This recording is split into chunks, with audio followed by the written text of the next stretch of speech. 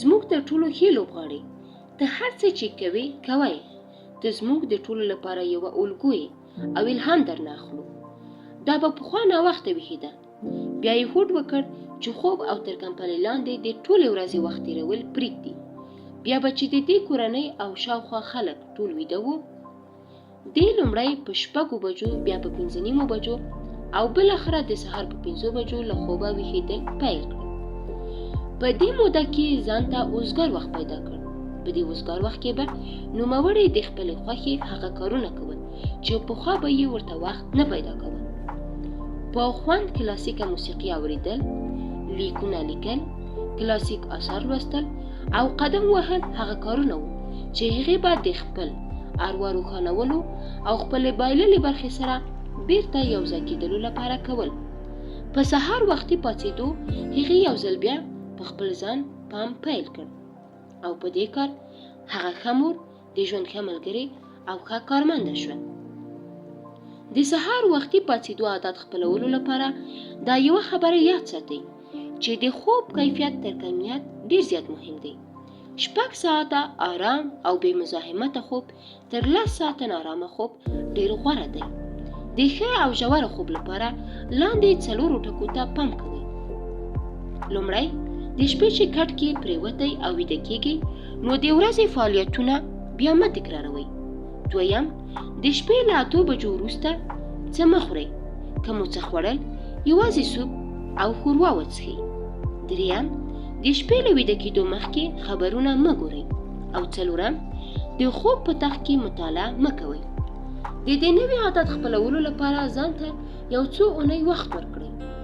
که تاسې مثلا 7 ورځې د سهار وختي پاڅېدو هڅه کوئ او بالاخره ستړي کېږئ، وایي چې نور مې له لاسه نه کېږي، نشم پاڅېدی، دا داسې ده لکه څوک چې مثلا فرانسوي ژبه زده کوي، 7 ورځې کورس ته لاړ شي او بیا ستړی شي، ووایي چې زه خو 7 ورځې لاړم خو ژبه مې پکې زده نه کړه، خبرې پرې نشم کولی ځکه یې نوره نه لولم.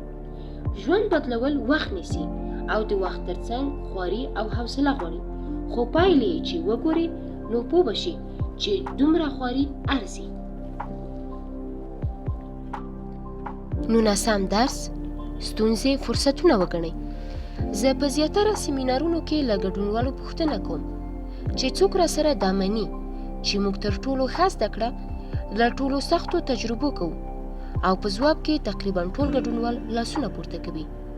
زه بیا له ځان سره دا فکر کوم چې موږ ولې د انسانانو په توګه یوازې د خپلو تجربو منفي اړخونو ته ګورو او ولې ورته د یوه لوی استاد په سترګه نه ګورو. که تاسې پخوا تېروتنې نه وې کړې او ستونزې مو نه وی لیدلې، نو اوسنۍ پوهه او حکمت به مو نه درلودی. یو وخت ټول خلک په دې پوهیږي چې درد استاد دی او ناکامي د بریالیتوب لار.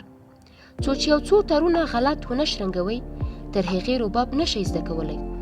او څو چې د کښتۍ غاړې ته لاړ نشئ او ځان اوبو ته ونه غورځوئ، لمبه نشئ زده کولی. نو خپلو ستونزو ته د فرصتونو په سترګه وګورئ. په لاره کې پرتې ډبرې د خپلې لارې نښې کړئ او ځان سره دا هوډ وکړئ چې له خپلو ټپونو به زده کړه کوئ. زه چې د ژوند په لاره تر دې حده مخکې راغلی یم، د نورو خلکو په څیر ما هم خپله برخه دردونه زغملی دي، خو ما ټول عمر دا خبره یاده ساتلې ده چې زموږ شخصیت او کرکټر په وړو او اسانو تجربو نه جوړیږي، دا د ژوند په لویو او سختو تجربو جوړیږي. د ژوند په نازکو حالاتو کې موږ په دې پوهیږو چې څوک یو، او همدې وخت کې په خپل زور قوت هم پوهیږو. که تاسې دا وخت سختۍ او ننګونې تجربه کوئ، نو زه درته د راینر ماریا ریلک دا جملې درښیم: دې له ما سره د ژوند په سختو حالاتو کې ډېره مرسته کړې ده. هر هغه څه ته حوصله ساته چې ستا په زړه کې نه حل پاتې کېږي. هڅه وکړه له پوښتنو سره داسې مینه وکړې لکه په پردۍ ژبه لیکل شوي کتابونه. ځوابونو پسې مه ګرځه، هغه درته اوس ځکه نشي درکول کېدی چې ته ورسره ژوند نشي کولی. د هر څه د تجربه کولو پوښتنه ده. اوس باید ته له پوښتنو سره ژوند وکړې.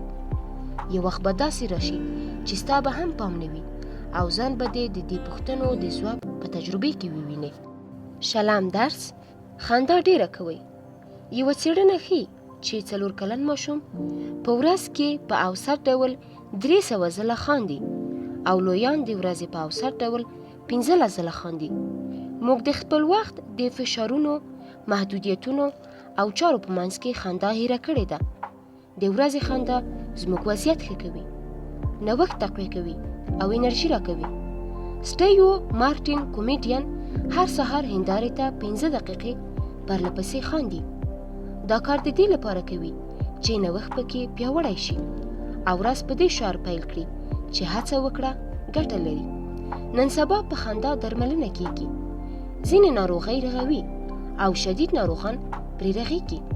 د معاصرې ارواپوهنې پلار ویلیام جیمز وایي موږ په دې خاطر نه خاندو چې خوشحاله یو، بلکې ځکه خوشحاله یو چې خاندو. زما یو ملګری ډېر هوښیار دی. نوموړی هر کال یو ماموریت ټاکي، یو کال د لا ډېرو خندېدو لپاره. د څو اونیو کې یو ځل د فلمونو نږدې دوکان ته ځي او 3 کومیډیانانو فلمونه ترې کرایه کوي یا د ټوکو کتابونه پیري. بیا چې د ورځې لږ وخت پیدا کړي نو همدا کتاب لولي. د یو مثبت انسان په توګه زما ملګری متوجه شو چې د شخصي ودې د نوښت خپلولو سره اوس تر پخوا ډېر خوشحاله دی او ډېر زیات خاندي. اوس یې ځان ته د خندا او خوشحالۍ چاپېریال جوړ کړی، نو په چارو او مسایلو کې هم ورته اسانه اړخونه ښکاري او د کاري او مسلکي شیانو د ترلاسه کولو هماغه پخوانی ذهني فشار یې د ډېر وخت نه دی تجربه کړی. یوازې دغه کوچنی کار او نظم زما ملګری د ژوند او اغېزناکۍ یو نوي پړاو ته ورساوه. نو تاسې ولې زما له دې ملګري تقلید نه کوئ؟ خپل نږدې د فلمونو دوکان ته نه ځئ او ځان ته د کامیډي فلمونه نه اخلئ.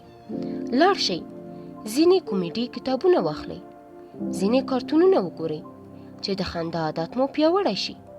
بیرته خپل خوشحاله او خندیدونکي اړخ سره واصل شئ او ښه د زړه له تله خندا تجربه کړئ. 21م درس: یوه ورځ بې ساعته تېره کړئ. تېر منی مې داسې کار وکړ چې دا څو کاله مې نه و کړی. خپل لاسي ساعت مې په کور کې پرېښود او یوه ورځ مې داسې تېره کړه چې ساعت ته مې پکې بیخي ونه کتل. په هغه ورځ ما د ساعت سره سم ژوند تېرولو او هر څه په پلان ترسره کولو پر ځای بیخي ساده ژوند وکړ او هر څه چې خوند راکاوه هماغه مې وکړل. په هغه ورځ ما رښتینی انسانیت وکړ، نه هغه چې یوازې انسانان یې کوي. په هغه سهار وختي زه ځنګل ته د منډې لپاره ولاړم. دا زما د خوښې کار و. ځان سره مې د ټولنیز فیلسوف هنري ډیویډ تورو کتاب یوړو. دا زما د خوښې کتاب دی. بیا مې یو ښایسته ځای پیدا کړ. د مطالعې لپاره پکې کېناستم. هلته ما هغه شیبه تجربه کړه چې سم کار په سم وخت کې کېږي. هغه کار دا و چې ما همداسې کتاب پرانیسته او لاندې پاراګراف مخې ته راغی. په ځنګل کې مې ژوند ځکه پیل کړ چې غوښتل مې په احتیاط ژوند وکړم. یوازې د ژوند په اړینو حقیقتونو ځان پوه کړم. غوښتل مې دا وګورم که زه ترې څه نشم زده کولی نو دا به څه را زده کړي، او دا چې د مړینې په وخت کې به دې پوه شم چې ما خو هیڅ ژوند نه دی کړی. نه مې غوښتل داسې ژوند وکړم چې اصلاً ژوند ورته نه ویل کېږي. ژوند خوږ دی. او دا هم چې نه مې غوښتل له هر هغه څه چې اړین وي لاس واخلم. غوښتل مې ژور ژوند وکړم او له ژونده بشپړ خوند واخلم. غښتلی او ځواکمن ژوند وکړم، داسې چې ټول هغه څه چې په ژوند کې نشته له منځه یې یوسم. ما د دې ستر انسان توري ولوستل. د ګرد چاپېره صحنې ښایست مې احساس کړ. پاتې ورځ مې په کتابتون، بچو سره د لوبو، د سامان په دوکانونو، کورنیو سره په آرام او د خپلې خوښې موسیقۍ په اورېدو تېره شوه. نه قیمتي شی و، نه پیچلی شی، یوازې خوند و. 22م درس: خطر ومنئ. زه له تاسې سره دا ژمنه کوم، کله چې تاسې مرئ نو د ژوند په وروستیو شېبو کې به تاسې په هغو خطرونو نه پښیمانه کیږئ چې اخیستي مو دي، بلکې که ستاسې په زړه کې خفګان او پښیماني وي نو دا به هغه خطرونه وي چې تاسې نه دي اخیستي، فرصتونه به وي چې تاسې نه دي کارولی، او د هغو ویرې به وي چې تاسې ورسره نه یاست مخ شوي. دا یاد ساتئ چې د ویرې په بل مخ کې خپلواکي ده. د بریالیتوب پر دې تلپاتې اصل باور ولرئ چې وایي ژوند د شمیرو لوبه ده. تاسې چې څومره لوی خطر اخلئ هومره لویه ډالۍ به ترلاسه کوئ. یا د سوفوکلیس په وینا چې بخت د کمزوري زړه په خوا نه دی. که غواړئ ژوند بشپړ تجربه کړئ نو ډېر خطرونه ومنئ او هغه کارونه وکړئ چې ویره ترې لرئ. ناراحتي ومنئ او په اسانو لارو مه ځئ. زه دا منم چې په نابلدو لارو به خلک لږ تللي وي، خو په دې لاره تاسې هر ځای ته تللی شئ. زما مور به ویل چې له دویم ونوځې دریم ته نشي تللی، او انډري ګایډ وایي انسان چې تر ډیره وخته د ساحل له لیدو بې برخې نشي نوې ځمکې نشي موندلی. په ژوند کې د پریمانۍ راز دا دی چې د خوندیتوب لټول بس کړئ او د نویو فرصتونو موندلو ته وخت ورکړئ. زه دا منم چې انسان په خپله خوښه او شوق ژوند کوي. د خپلې برخې له ناکامیو سره به مخ کیږي، خو ناکامي د بریالیتوب لاره ده. له همدې ناکامۍ بریالیتوب زده کیږي. یوه ورځ مې پلار راته وویل روبینه ښاخ ته ختل خطر لري خو میوه ټوله همالته وي. ما مخکې وویل چې ژوند انتخاب دی. څوک چې ښه ژوند کوي هغوی ښه انتخابونه کړي دي. تاسې ټوله ورځ د سیند په غاړه تیرولی شئ، اوبو ته مه ښکته کیږئ، هیڅ خطر به درته نه وي، خوندي به ناست یاست. خو دا هم کولی شئ چې خطر ومنئ، اوبو کې غوپه ووهئ او هغه مرغلرې ترلاسه کړئ چې د سیند په تل کې زیارکښو خلکو ته په تمه پرتې دي. زه باید خپلې د ژوند پولې ورځ په ورځ پراخې کړم، او په دې برخه کې مې د ځان د هڅونې لپاره د تیودور روزویلټ دغه کلمې ځان ته لیکلي دي. نیوکې مهمې نه دي او نه هم هغه چې ناست دي او وایي څوک چې زورور دي او ځواکمن سړی څوک دی، او یا هم چې دا هر څه باید بل شان شوي وي. ټول ویاړ باید هغه کس ته ورکړل شي چې د جګړې په میدان کې دی، د هغه چا چې مخ یې په دوړو، خولو او وینو رنګ شوی، هغه کس چې هڅه کوي او ور په ور ماتې خوري خو بیا هم داسې مینه او هڅونه لري، قرباني ورکول پیژني او دا چې پوهیږي ځان څنګه فدا کړي. هغه کس چې د بریالیتوب او ګټلو خوږ خوند ورته معلوم دی او د ماتې ترخه تجربه په دې هم پوهیږي چې که یې ماته وخوړه نو نوم به یې له هغو خلکو سره تړاو نه لري چې نه یې د بریا خوند څکلی او نه یې هم د ماتې ویر کړی. 23م درس ژوند وکړئ. له فلمي ستوري کیون کاسنر یې د شخصیت د لوړو ژورو په اړه پوښتنه وشوه. نوموړي ورته وویل زه ژوند کوم. ما ته د لنډ ځواب ډېر ژور ښکاره شو. هغه وخت په دې مه تېروه چې د خپل ژوند د پیښو او تجربو په ښه والي او بدوالي قضاوت وکړي، بلکې د دې په ځای یې عادي موقف نیولی و او پریکړه یې کړې وه چې څنګه د هماغسې ومني. د لارې عادي برخه یې ګڼلې وه. موږ ټول خپل منزل ته په بېلابېلو لارو روان یو. ځینو ته دا لار تر ځینې نورو ډېره سخته وي، خو هیڅوک منزل ته له سختۍ سره له مخ کېدو پرته نه رسیږي. نو دې سختۍ سره د جګړې او مقاومت په ځای یې ولې ژوند د یوې لارې په توګه ونه منو؟ ولې ځان له پایلې نه جلا کوو او هغه حالت نه تجربه کوو چې زموږ ژوند بشپړوي؟ درد احساس کړه او له خوښۍ خوند واخله. درې ته چې لاړ نشي د غره د سر له منظرې خوند نشي اخیستی. دا یاد ساتئ چې په ژوند کې ناکامي نشته، پایلې دي. خفګانونه اصل کې خفګانونه نه دي، درسونه دي. دا هم یاد ساتئ چې په ژوند کې ستونزې نشته، یوازې فرصتونه دي او هغو هوښیارو خلکو ته په تمه دي چې د حل لارو په توګه یې وپېژني. 24م درس له ښه فلم زده کړه وکړئ. فلم لیدل مې خوښیږي. زیاتره وخت خپلې لور بیانسي او زوی کولبي سره یو ځای سینما ته ځو، پولۍ خورو او د خپل وخت مشهور فلم ګورو. موږ چې هر وخت راووځو په شونډو مو مسکا خپروي او یو داسې کرکټر را سره وي چې موږ یې وایو ګنې هره ورځ یې لوبولی شو.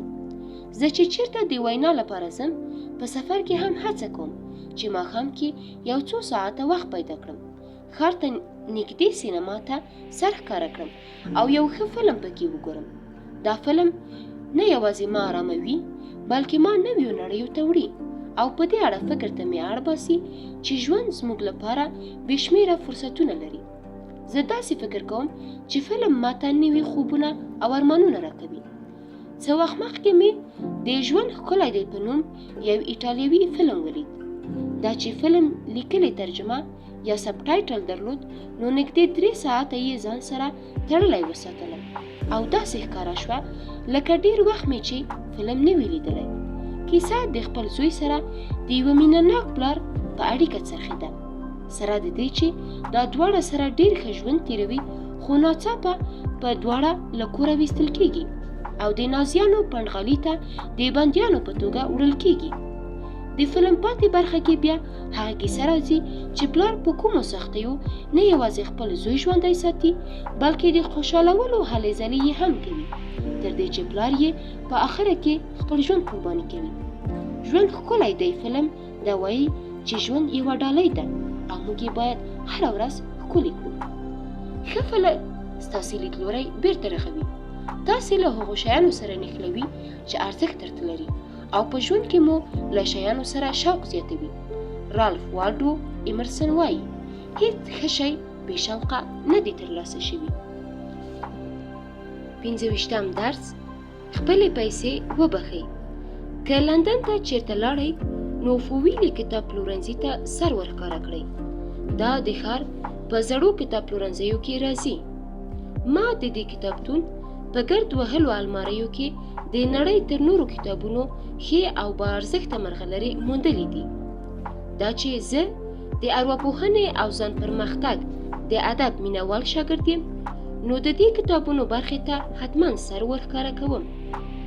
زه هر وخت داسې کتابونو پسې ګرځم چې د ژوند د هنر په اړه راته نوي نظریات راکړي او زه پرې خپل ژوند ښه کړم. زه چې هر وخت فوویلي کتاب پلورنځي ته تللی یم داسې یو کتاب مې پکې موندلی دی. څو کاله مخکې مې پکې یو کتاب وموند، عنوان یې په خپل ذهن کې جادو پیدا کړی و. دا کتاب نږدې 30 کاله مخکې د القرآن په نوم یو کس لیکلی و او دا سړی په نړۍ کې تر ټولو ښه ذهني جادوګر بلل کېده. د یوه څپرکي عنوان یې د شتمنۍ راز و. په دې څپرکي کې یې داسې لیکلي و: هر وخت چې خپلې پیسې بهر لیږئ دا یاد ساتئ چې ویې بخئ. څوک چې دا پیسې لمس کوي هغه ته یې وبخئ او د برکت دعا ورته وکړئ او ورته ووایئ چې بهر یو وږی موړ کړي، یو لوڅ پټ کړي او تاسې ته بیرته 1 میلیون چنده راشي. دا خبره بابیزه مه ګڼه، زه یې درته جدي وایم. راتلونکو څو ورځو کې د القرآن مشوره عملي کړئ او وګورئ چې څه کیږي. تاسې چې سودا ته پیسې ورکوئ هغو ټولو ته غلی بخشش او د برکت دعا وکړئ چې د خوړو په راوړلو کې یې در سره مرسته کړې ده. هغه بزګر چې کرلی یې وه، هغه خلک چې راوړي یې وه، هغه دکاندار چې په خپل دکان کې یې ساتلې وه. که تاسې د خپلو بچو د زده کړې لپاره پیسې ورکوئ نو هغو ښوونکو ته یوه پټه دعا ولې نه کوئ چې خپلې ورځې ستاسې د بچو په ذهن جوړولو تیروي او هغه نور خلک چې ستاسو د بچو زده کړه ممکنوي. تاسې چې په یوه دکان کې یوه مجله اخلئ او پیسې ورکوئ هغه کس ته دعا او بخشش وکړئ چې د میز شاته ولاړ دی او هیله وکړئ چې دا ستاسې پیسې به د هغه د ژوند کیفیت ښه کړي. دا تلپاتې حقیقت دی چې ورکوونکی لاس ترلاسه کوونکی لاس دی. 26م درس په ارزښتمنو تمرکز وکړئ. څه وخت مخکې مې دفتر ته د فیډکس شرکت یو پوسټ راوړ. په پوسټ کې دننه د لیک پاکټ پروت، زرین مهر پرې لګېدلی و او زما نوم په ډېر دقت پرې لیکل شوی و. ما ژر پاکټ خلاص کړ او د لیک لوستل مې پیل کړ. دا لیک د یوه لوی شرکت د اجرایوي رئیس و. دی چېرته اروپا ته د کاروباري ناستې لپاره روان او په هوایي ډګر کې یې زما کتاب اخیستی و. لیکلي وو چې زه د رهبرۍ دایمي زده کوونکی یم او زما د کتاب عنوان ښکلی و او په شونډو یې مسکا خپره شوې وه. په نوموړي اجرایوي رئیس سخت فشار و ځکه غوښتنې ترې زیاتې شوې وې او په داسې یوې حل لارې پسې ګرځېده چې د خپلې رهبرۍ اغېزناکې پرې زیاتې کړي او خپل ډېر وخت په شخصي او کاروباري ژوند کې ځینو ارزښتمنو چارو ته ورکړي. په لیک کې یې لیکلي وو: ما چې ستا په کتاب کې د هغه کس په اړه کیسه ولوسته چې ژوند یې ډېر پیچلی او له کنټروله بهر شوی و، نو د ځان له هغو برخو سره بیا په اړیکه کې شوم چې څو کاله مې ورسره هیڅ اړیکه نه درلوده. ما په خپله اداره کې د هغو خلکو په اړه فکر پیل کړ چې له ما د لارښوونې او الهام اخیستو تمه لري. بیا مې د خپلې مېرمنې په اړه فکر وکړ چې له تېرو 5 کلو راته د رخصتۍ اخیستنې سوال او زارۍ کوي. ورپسې مې خپل 3 بچي رایاد شول چې پلار د خپلې ځوانۍ ښایسته کلونه د بریالیتوب پر تخیلي ځینې او ځینې یې په ختلو تیر کړي دي. زه ځان ډېر قوي انسان ګڼم، خو څنګه مې چې ستا کتاب پیل کړ نو غریو ونیولم.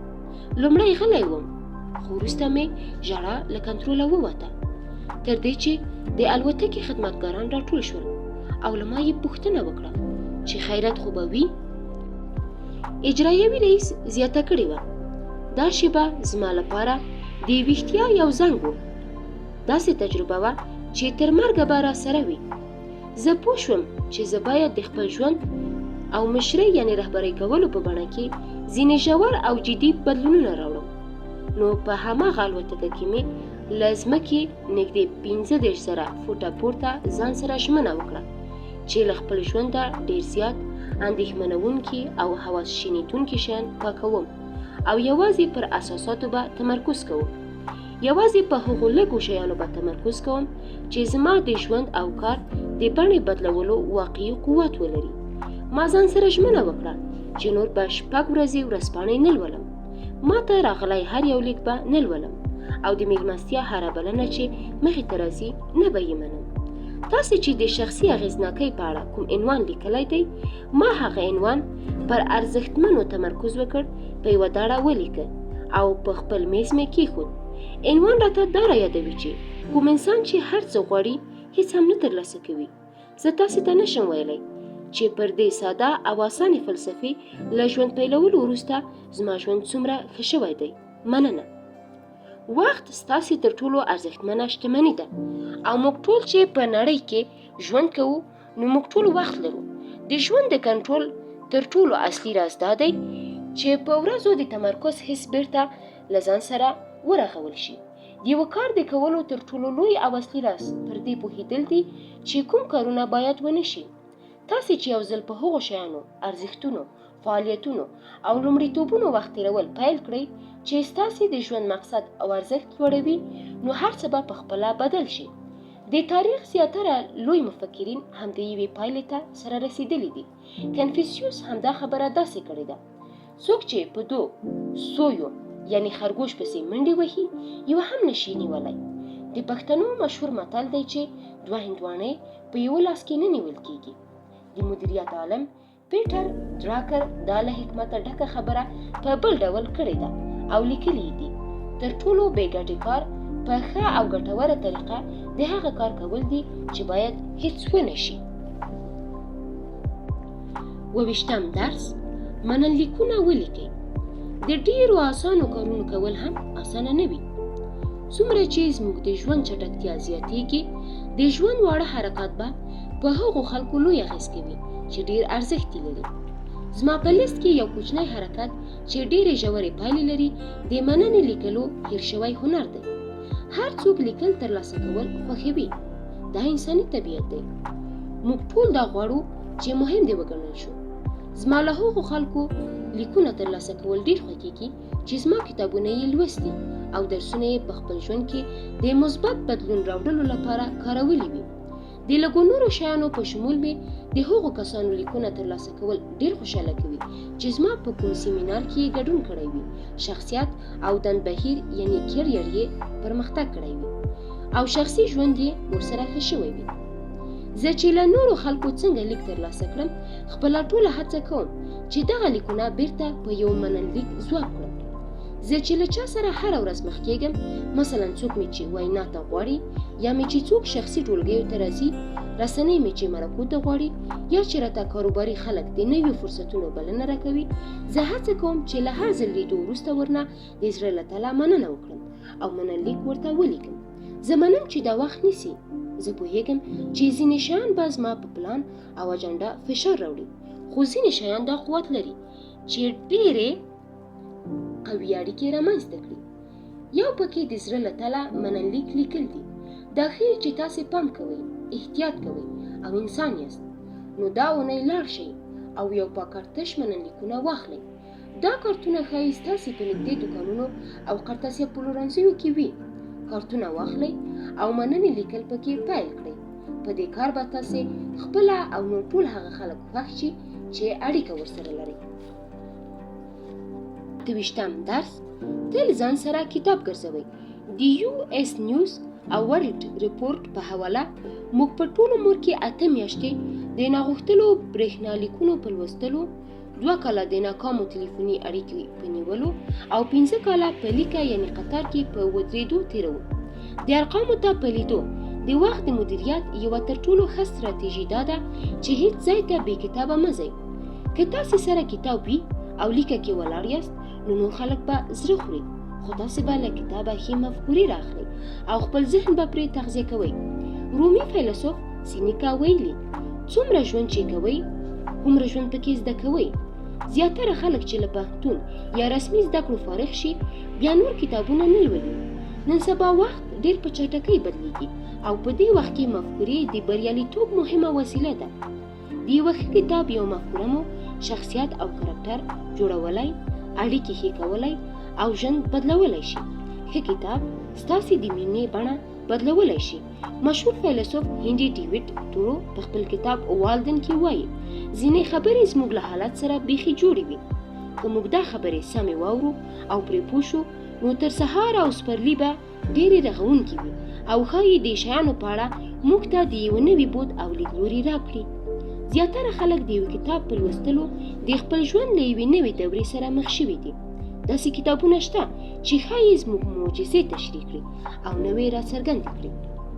تاسې چې څومره لوړېږئ، ژوند به مو له دې نه مشخصېږي چې تاسې څومره زیار ویستی دی، بلکې له دې به مشخصېږي چې څومره ښه فکر مو کړی دی. زه چې د رهبرۍ په اړه وینا کوم، زیاتره پکې دا خبره کوم: په معاصر اقتصاد کې به لوی مفکرین لوی رهبران وي. 15 کاله وروسته چې ته څه یې، نو د 2 شیانو له اغېزه به وي: یو هغه خلک چې تا لیدلي، او دویم هغه کتابونه چې تا لوستي. زه زیاتره وخت خپلو مخاطبینو سره ټوکه کوم چې زه سندریلا ټینس کوم. هڅه ډېره کوم خو توپ سم نشم وهلی، خو زه چې کله تر ځان تکړه کس سره لوبه کوم، نو زما په لوبه کې هم یو جادو غوندې پیدا کېږي. داسې شاټونه وهم چې مخکې مې بیخي نه وي وهلي. زه داسې قوي لوبه کوم او داسې اوړم را اوړم چې تکړه لوبغاړي به هم راته ګوته په غاښ شي. کتابونه لوستل هم همداسې اغېز کوي. تاسې چې د هغو لویو خلکو افکار لولئ چې له تاسې مخکې پر دې نړۍ تیر شوي، ستاسې لوبه ورسره خپله ښه کېږي. فکر مو ورسره پراخېږي او تاسې د پوهې او حکمت یوه نوي او لوړ پړاو ته رسېږئ. ژوره مطالعه مو شپه او ورځ د نړۍ له ډېرو نوښتګرو، تکړه او اغېزناکو خلکو سره په تماس کې ساتي. ارسطو، ایمرسن، سینیکا، ګاندي، تورو، دوروتیا، براندي او نور بل هر ډېر لوی خلک په دې تمه دي چې د خپلو کتابونو له لارې خپله پوهه له موږ سره شریکه کړي. نو موږ ولې له دې فرصت نه تر خپله وسه ګټه نه اخلو؟ په کومه ورځ چې تاسې مطالعه ونه کړه، گویا ژوند مو نه دی کړی. او که تاسې په دې پوهیږئ چې څنګه مطالعه وکړئ، خو بیا یې هم نشئ کولی، نو په تاسې او نالوستي یعنی بې سواده انسان کې هیڅ توپیر هم نشته. 29م درس: د مینې حساب پرانیزئ. مادر تریسا ویلي: لوی کارونه نشته، بلکې لوی کارونه اصلا هماغه کوچني کارونه دي چې په ډېره مینه کېږي. څوک چې درته ارزښت لري، هغوی سره د خپلې اړیکې د ژورو لپاره نن کوم کارونه کولی شو. د یو انسان د ورځې ښه کولو لپاره ورسره کومې کوچنۍ ښېګڼې یا ښه کار کولی شو. د خواخوږۍ یوه ښېګڼه دا ده چې تاسې د بل لپاره څه کوئ تاسې ته هم خوند درکوي. که غواړئ چې ډېر مینه ناک شئ نو د مینې یو حساب پرانیزئ. هره ورځ په دې حساب کې یوه زیاتونه کوئ. په چاپېریال کې یو کس ګورئ، هغه سره یوه ښېګڼه کوئ او ژوند یې ښایسته کوئ. مثلا د خپل ژوند ملګري یا ملګرې ته بې دلیله ګلان اخیستل، خپل یو ملګري ته د خپلې خوښې یو کتاب لیږل یا خپلو بچو ته دا ښودل چې تاسې په اړه څومره فکر کوئ.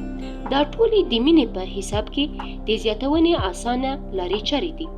ما که په ژوند کې یوه زده کړه کړې وي نو هغه به دا وي چې کوچني شیان لوی شیان دي.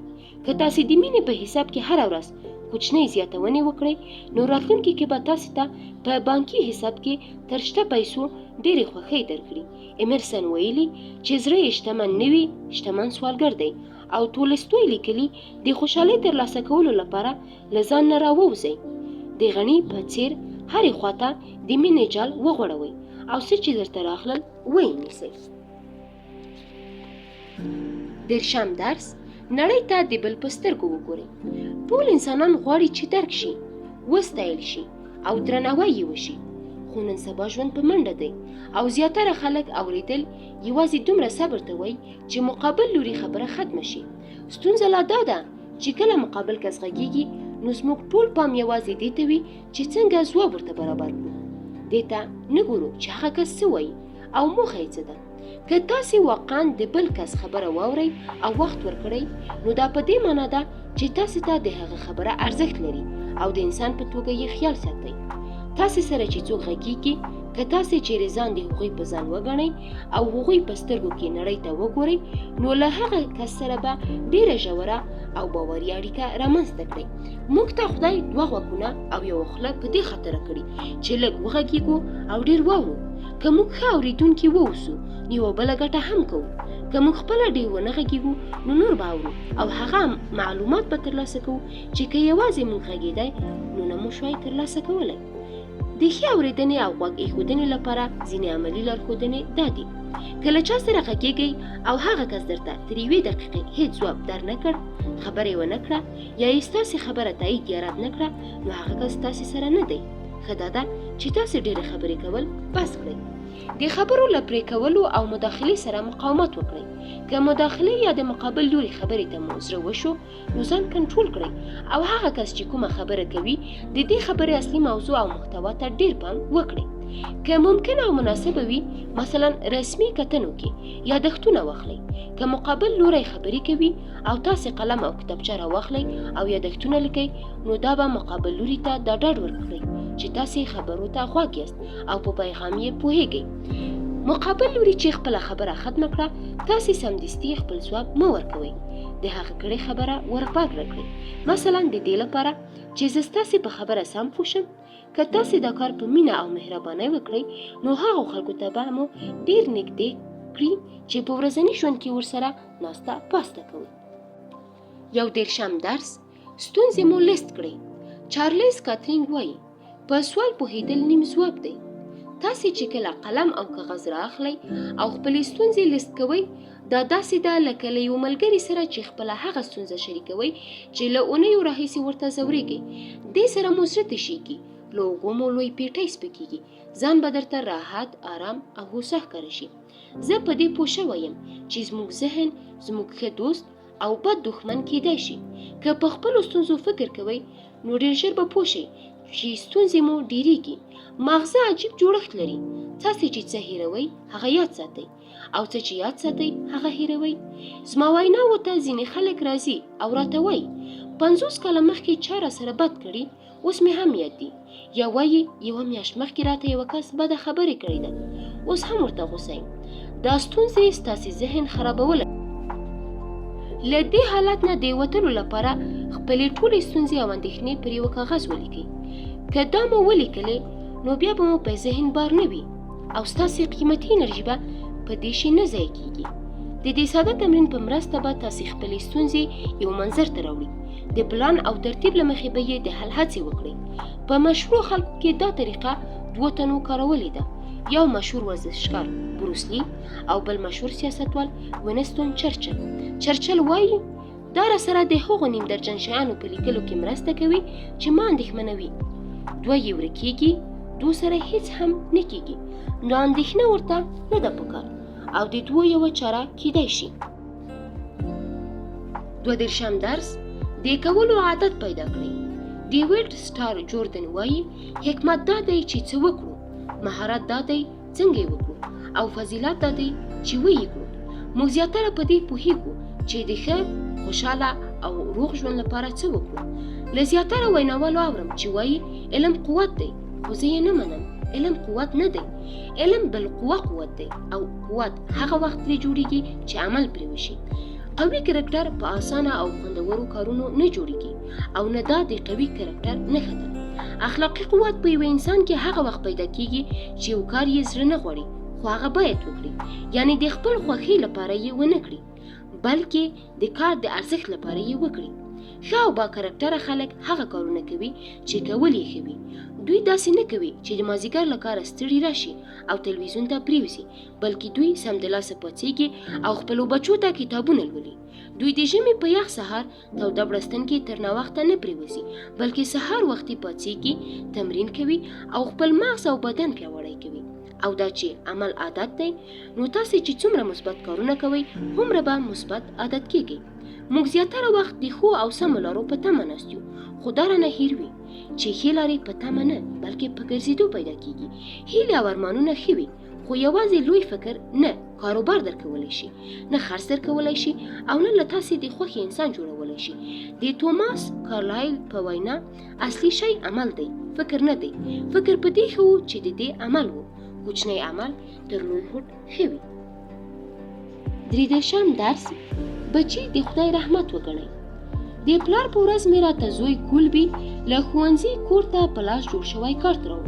په مخه یې د لاس یو کوچنی خاپ یعنی چاپه، او دننه پکې زما د زوی تر عکس لاندې دا جمله لیکل شوې وه: زیاتره وخت خفه کېږي ځکه زه ډېر کوچنی یم او هر وخت مې په دیوال او څوکیو او میزونو د لاسونو خاپې وي، خو زه ورځ په ورځ غټېږم او یو ورځ به لوی شم، بیا به دا واړه خاپونه ټول پاک شي. په دې خاطر مې درته وروستی د لاس خاپ راوړ، دا چې ګورې در یادېږي به زه چې کوچنی وم ګوتې مې څنګه وې. په مینه کالبي. ماشومان ډېر ژر غټېږي. زما داسې یادېږي لکه پرون چې په روغتون کې وم او د خپل زوی د زېږېدو زیري ته په تمه وم. 2 کاله وروسته مې بیا د لور بیان کا زېږېدو ته په تمه وم. له ځان سره دا ژمنه اسانه ده چې که دا کارونه وشول زه به له خپلو بچو سره ډېر وخت تېروم. مثلا که اوزګار شوم، که ترفیع مې وکړه، که مې کال ته لږ وخت پیدا کړ. که تا په ژوند ونه کړه نو ژوند دا خوی لري چې په تا یې وکړي. اونۍ میاشتې شي، میاشتې کلونه شي، ستا به ورته پام هم نه وي. هغه ماشوم به دومره لوی شي چې خپله کورنۍ به لري. بچي ته تر ټولو غوره ډالۍ وخت ورکول دي. یوه ستره ډالۍ چې تاسې به یې هېڅکله خپل ځان ته ورنه کړئ هغه دا ده چې له خپلو بچو خوند واخلئ او هغسې وګورئ چې هغوی واقعا دي. دوی د ژوند وړې معجزې دي. په پیغمبر کتاب کې جبران خلیل دا خبره ډېره ښایسته څرګنده کړې ده. وایي ستاسې بچي ستاسې بچي نه دي، دوی د هغه ژوند بچي دي چې دوی یې غواړي. 24 درس له منزل نه له لارې خوند واخلئ. زیاتره خلک راته دا وایي موږ ته د موخو ټاکل او ترلاسه کول را زده کړه. زه چې خپل مخاطبین وپوښتم چې موخې ولې ټاکئ، دوی زیاتره وایي د هغه شیانو ترلاسه کولو لپاره چې موږ ته خوښي راکوي.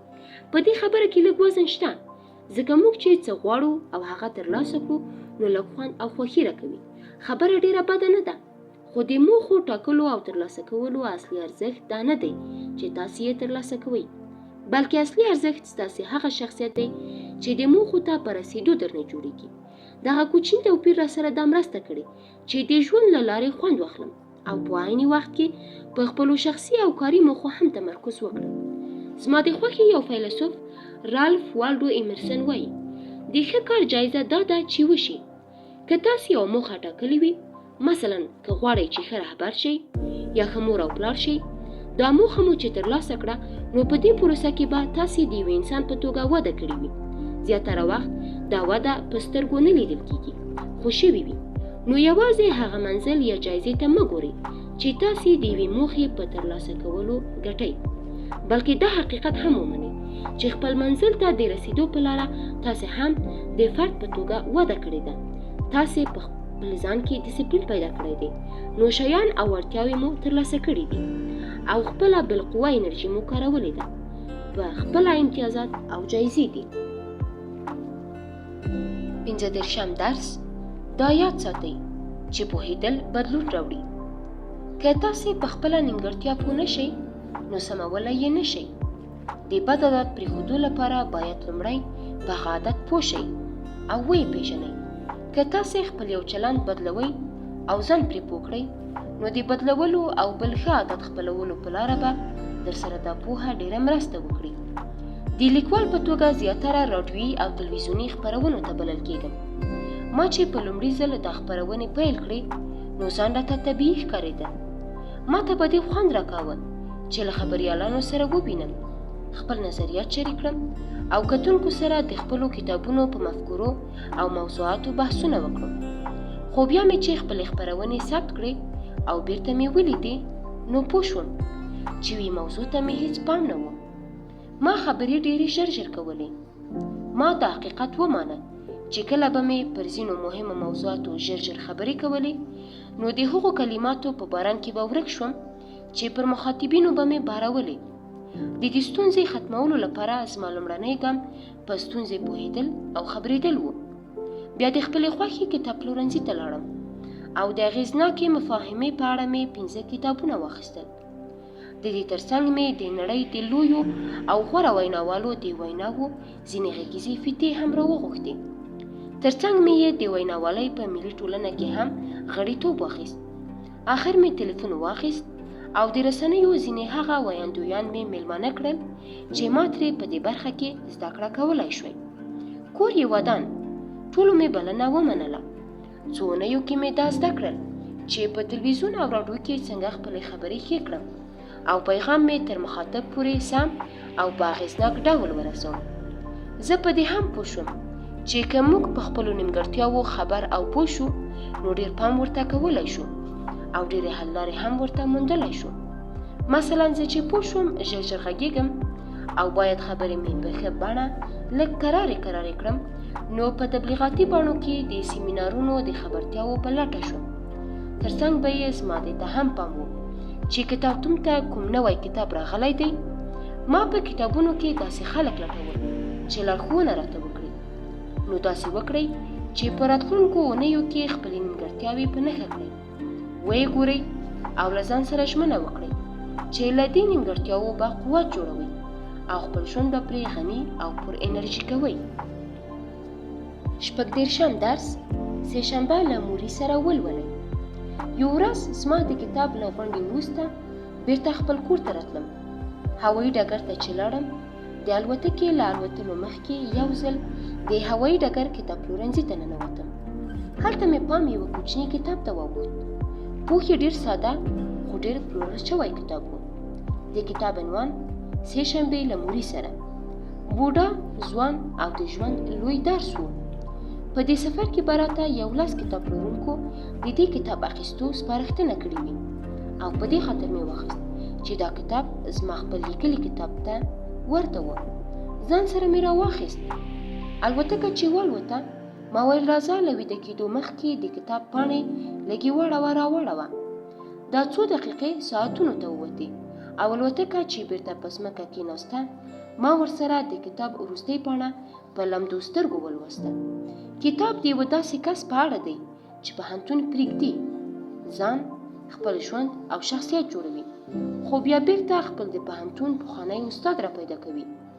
دا سړی پروفیسور موري نومیږي او د ژوند وروستۍ ورځې یې وي. پخوانی شاګرد هره چهارشنبه خپل د مرګ په بستر پروت استاد ته ورځي او د ژوند په اړه ترې یو درس اخلي. په دې سهشنبو کې پروفیسور موري خپل پخوانی شاګرد ته د ژوند په اړه بېلابېل درسونه ورکوي. مثلا پښیماني څنګه ختمه کړو، د کورنۍ ارزښت، د بښنې ارزښت او د مرګ معنا. یو ځای کې ورته وایي مړه کېدل دي چې زده کړل، ژوند به پخپله زده کړې. دا کوچنی کتاب چې ولولئ نو ژوند کې به د وړو نعمتونو په ارزښت پوه شئ او دا حکمت به ترلاسه کړئ چې که ژوند مو هر څومره بوخت وي د وړو وړو خوښیو درناوی یې څنګه وکړئ؟ زه به خپلو 2 بچو ته یو میراث خپل کتابتون پرېږدم. دا هغه کتابونه دي چې ما ترې ډېر الهام اخیستی او زما روح یې لمس کړی دی. سه شنبه له مورې سره به د دې کتابونو په سر کې ایښی وي. 30 درس د وخت قدر وکړئ. زه ډېر داسې خلک پیژنم چې وایي ژوند مې ډېر بوخت دی او د وخت په قدر پوهیږم، خو جالبه دا ده چې دوی به هم وخت ضایع کوي. وخت د ژوند ستر برابرونکی دی. د بریالیو او ناکامو خلکو ترمنځ همدا توپیر دی چې خپل د ژوند ساعتونه څنګه کاروي. موږ زیاتره داسې ژوند کوو لکه د ژوند ښه کوونکو کارونو لپاره ګنې ښه پریوانه وخت لرو.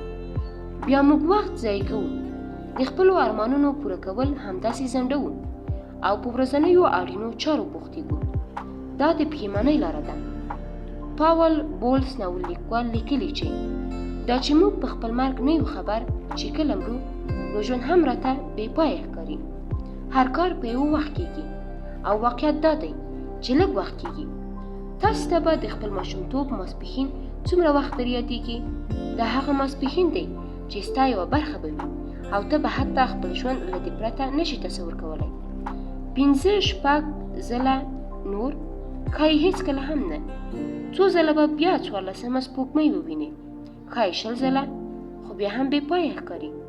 ژمنه وکړئ چې وخت به په ډېر اغېزناک ډول مدیریت کوئ. د خپل وخت په ارزښت ځان سم پوه کړئ. خلک مه پرېږدئ چې ستاسې دا قیمتي شتمنۍ ضایع کړي او دا پانګونه یوازې په هغو شیانو وکړئ چې رښتینی ارزښت یې لري. 38 درس سینه لویه کړئ. د ارسطو وینا ده چې غوسه اسانه ده، هر څوک یې کولی شي، خو سخته یې دا ده چې سم کس ته په سمه اندازه سم وخت کې د سم هدف لپاره په سمه طریقه غوسه وشي. زموږ ژوند له فشارونو ډک دی. په دې وخت کې غوسه کېدل ډېر اسانه دي. موږ چې مازدیګر له کاره ستړي ستومانه کور ته را روان شو، نو په لاره وو روان موټروان ته داسې غوسه کوو لکه د ټولې دنیا وخت چې ده سره وي. مغازې ته چې لاړ شو، دوکاندار سره مو په دې د خولې خوند بد شي چې زموږ یو شی پکار وي، خدای مو غلطې المارۍ ته ولیکي.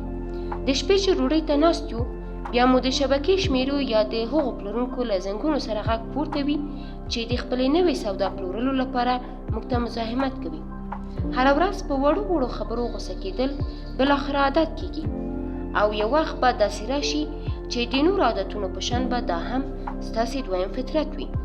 که یو ځل په بې حوصلې او غوسهناکۍ مشهور شوئ، نو اړیکه به مو مخ په خرابېدو شي. کاروباري شراکت به مو ختم شي او اعتبار به مو په کمیدو شي. اغېزناک خلک باثباته او د اټکل وړ وي. سخت وخت د لویې سینې خلک غواړي. دا د فشار پر وخت آرام وي. د شخړې پر وخت آرامتیا مو له کلونو دردونو او خفګانونو ژغوري. د غوسې پر وخت یوه خبره مو په یوه شیبه کې د کلونو ملګرتیا ختمولی شي. خبره غشی وي، یو وار چې له خولې ووته بیا نه راګرځي، نو په ډېر احتیاط یې کوئ. د غوسې د کنټرول یوه لاره دا ده چې کله چا وځورولئ، نو له غبرګون یا ځواب ورکولو مخکې تر 100 حساب وکړئ. بله طریقه زه د 2 دروازو ازموینه بولم. لرغونو پوهانو به خبره حله کوله چې له 3 دروازو به راووته. په لومړۍ دروازه کې به یې له ځانه دا پوښتنه کوله چې دا خبره رښتیا ده؟ که به رښتیا وه، بیا به یې 2مې دروازې ته لاړه. هلته به یې له ځانه دا پوښتنه وکړه چې خبره خوږه ده؟ که به دا ځواب هم مثبت و، نو بیا به یې شونډې پرانیستې او خبره به یې وکړه. آلماني شاعر ګویټه وایي له خلکو سره داسې چلند وکړئ چې باید ورسره وشي او مرسته ورسره وکړئ. 9 درس مدیره پلاوی وګمارئ. حالات بدلیږي او په دې بدلیدونکو حالاتو کې د بریالیتوب لپاره شرکتونه زیاتره وخت یو مدیره هیات ټاکي چې شرکت سره د اغېزناکو پریکړو په کولو کې مرسته وکړي او په سختو حالاتو کې ورته لارښوونه وکړي. دغه ادارې تکړه او پوهو خلکو سره مشورې کوي. د دې مشورې په مرسته خپلې تېروتنې کموي، اغېزناکي زیاتوي او په بازار کې خپل اعتبار لوړوي. زما یوې مراجعه کوونکي د مدیره هیات په اړه جالب فکر او طریقه درلوده. د ښځې خپل کاروبار درلود او زما د روزنې په یو میاشتني ورکشاپ کې ګډون کړی و. ما ته یې کیسه کوله چې د ژورې چوپتیا دوره کې په یوه خونه کې کینم، قلم او کتابچه راخلم او کومو ستونزو سره چې مخ یم هغه لیکم. په دې کې کله د اړیکو او خپلویو مسله وي، کله د پیسو موضوع وي او کله ځینې نور روحاني مسایل وي. د ژورې آرامتیا پر وخت نوموړې ښځه خپل د شخصي مدیریت هیات راغواړي او ورته وایي چې د ستونزې په حل کې ورسره مرسته وکړي. جالبه څه ده؟ جالبه دا ده چې د مدیره هیات هغه غړي یو هم ژوندي نه دي. دا ښځه په تخیل کې د تاریخ تر ټولو لویو مفکرینو نه مشورې اخلي. دا چې کله ستونزې سره مخ شي او نوې حل لاره په کار وي، نو لیوناردو د وینسي نه پوښتنه کوي چې د ستونزې سره به تا څه کولی؟ که ستونزه دا وي چې ډېره زړورتیا غواړي، نو د هوانوردۍ له مخکښې امیلا الهارت پوښتنه کوي چې ته په داسې حالت کې څه کوې؟ او که خبره د پیسو وي، نو بیا له یو پخواني شتمن سام والټن پوښتنه کوي. دا سړی په هوښیارۍ کې ډېر مشهور دی. ته وایي چې سمه، دا ستونزه به څنګه هواره کړې؟ د تخنیک هغې ښځې ته ډېره زیاته ګټه رسولې ده. هغې خپلې د خلاق فکر وړتیا ته وده ورکړې او په سختو حالاتو کې یې حوصله ساتلې ده. که تاسې خپل تخیلي مدیریت هیات جوړوئ، نو څوک ورته راغواړئ؟ زما خو دا خلک د مشورې لپاره ډېر خوښ دي. بن فرانکلین د کرکټر د موضوعاتو په اړه، البرت شوایزر د خلکو د خدمت په ارزښت پوهېدو لپاره، مهاتما ګاندي او نیلسن منډیلا د رهبرۍ د مسایلو لپاره، بروس لی د ځان د نظم او ډیسپلین په برخه کې د مشورو لپاره. 40 درس: د خپل ذهن درملنه وکړئ. که له ژونده د ښو تمه لرئ، نو تاسې باید هره ورځ، هر ساعت له ذهني پلوه پوره باخبره او چمتو اوسئ. مشهور لیکوال البرت کامو لیکلي، راتلونکي سره لویه ښېګڼه اوسني وخت ته ټول پام کول دي. زموږ ذهن په یو وخت ډېرو ځایونو کې بوخت او ویشل شوی وي. موږ چې کار ته ځو، له لارې خوند نه اخلو، بلکې دا اندېښنه راسره وي چې دفتر ته به په رسېدو مشر راته څه وایي، غرمې ته به یې څه پخه کړي وي، او په ښوونځي کې به مو د ماشومانو ورځ څنګه وي. زموږ ذهن داسې وي چې په یو ځای تمرکز نشي کولی، له یوې موضوع نه بلې موضوع ته ټوپ اچوي. که چیرې موږ دا وړتیا ومومو چې په اوسنۍ شیبه کې اوسو او ذهني تمرکز وساتو، نو یو به مو ژوند ډېر ارام وي او بل به په خپلو مغزو کې شته انرژي هم راوسپړي. کله چې ډېر شیان ستاسو د توجه خپلولو هڅه کوي، نو ذهن په دې ټولو خواوو بېوره کېږي او په یوه ټکي سم تمرکز نه کوي. ښه خبره دا ده چې تاسې په اوسنۍ شیبه او وخت د تمرکز تمرین کولی شئ او د لنډ وخت په تېرېدو ځان کې دغه مهارت پیدا کولی شئ. د داسې ذهن د رغولو یوه طریقه متمرکزه مطالعه ده. کله چې تاسې مطالعه کوئ او ذهن مو له کتاب بل خوا وځي، نو د پاڼې په ښي لاس کې یوه نښه کوئ. له دې به درته بیا دا معلومات کېږي چې ستاسې تمرکز په کومه اندازه دی. موږ مخکې وویل چې پوهېدل د بدلون لومړی شرط دی. که تاسې یو ځل په دې پوه شئ چې تمرکز مو کمزوری دی، نو د روښانه او قوي ذهن په رامنځته کولو کې به درسره مرسته وکړي. 40 درس: غوښتنه زده کړئ. چینایان وایي څوک چې پوښتنه کوي 15 دقیقې به ناپوهه وي، او څوک یې چې نه کوي ټول عمر به ناپوهه وي. دا ماته یوه کلاسیکه خبرتیا را یادوي چې څه وخت مخکې مې لوستې وه.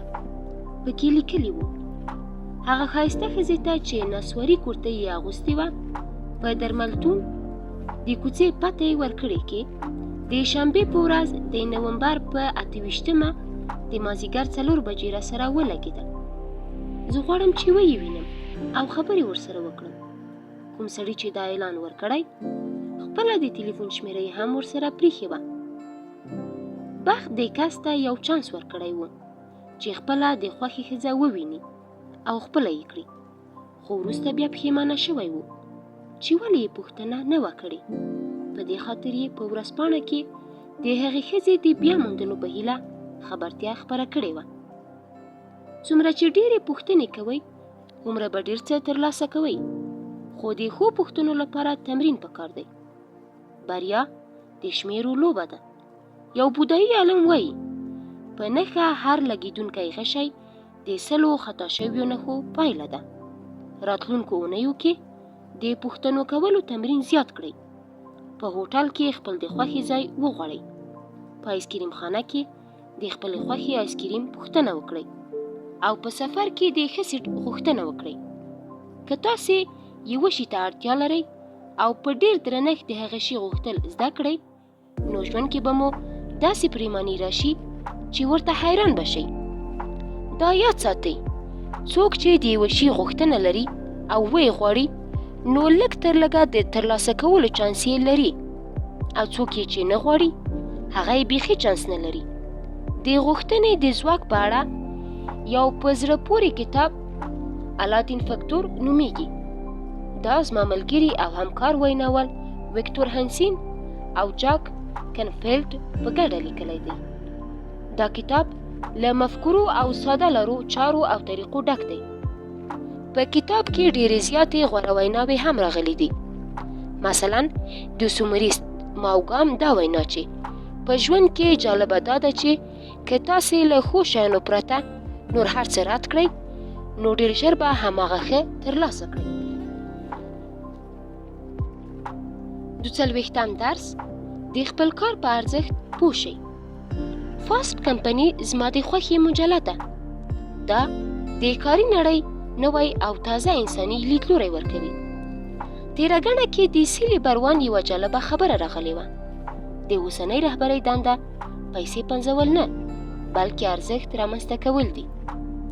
پخوا به موږ وظیفه یوازې د دې لپاره غوښته چې پیسې وګټو او مصرف وکړو، خو نن سبا خپل کار سره ډېره لیوالتیا ښیو.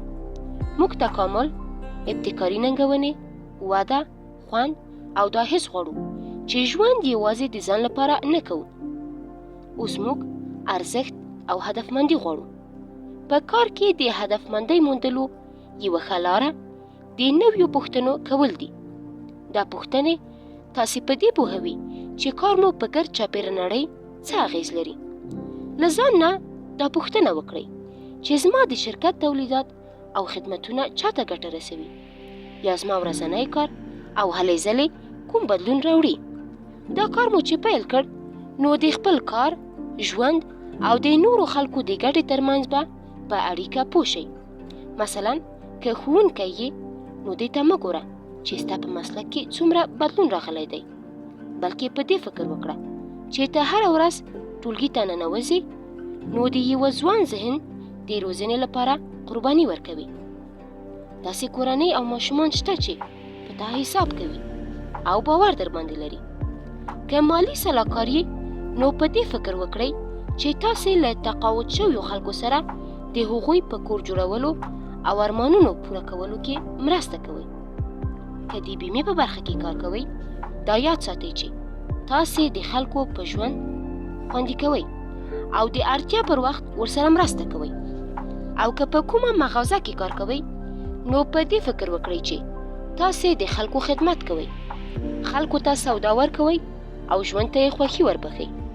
که مو د خپل کار د ارزښت او د خپلې ونډې په اړه فکر وکړ، نو د رضایت او هڅېدنې کچه به مو ډېره زیاته لوړه شي. لږ شیان د انسان روح ته قوت ورکوي. یو پکې دا دی چې د بل انسان په ژوند کې مثبت بدلون راوړئ. مهاتما ګاندي، نیلسن منډیلا، مادر تریسا او نور په دې پوهېدل. د ذهنیت دغه کوچنی بدلون ستاسې په ژوند کې د هوساینې یو نوی او لوی احساس پیدا کولی شي.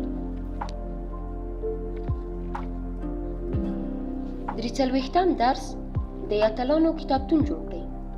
زه په دې ډېر خوشحالیږم چې د خپل کتاب لوستونکی یا د خپلې وینا اورېدونکی ووینم او راته ووایي ستا وینا اورېدو یا کتاب لوستو راباندې اغېز کړی دی.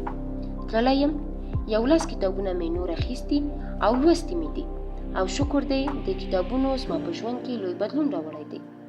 زه یوازې د ژوند لارښودو کتابونو لیکوال نه یم، بلکې ډېر لوی لوستونکی یې هم یم. ما مخکې هم وویل چې زه ساعتونه په کتاب پلورنځیو کې ګرځم او داسې خزانې لټوم چې خوښي او پوهه راکړي. زه کله کله په زړو کتابونو کې ډېر ارزښتمن کتابونه په ارزانه بیه اخلم. دا اوس مې د ماکسویل مالتس کتاب د سایکو سایبرنیټکس په نامه کتاب مخې ته پروت دی. دا مې په 2.95 ډالر اخیستی و. په میز مې د سینیکا د لیکونو کتاب هم پروت دی. دا ډېر ارزښتمن کتاب دی او زما پلار په 1.95 ډالر اخیستی و.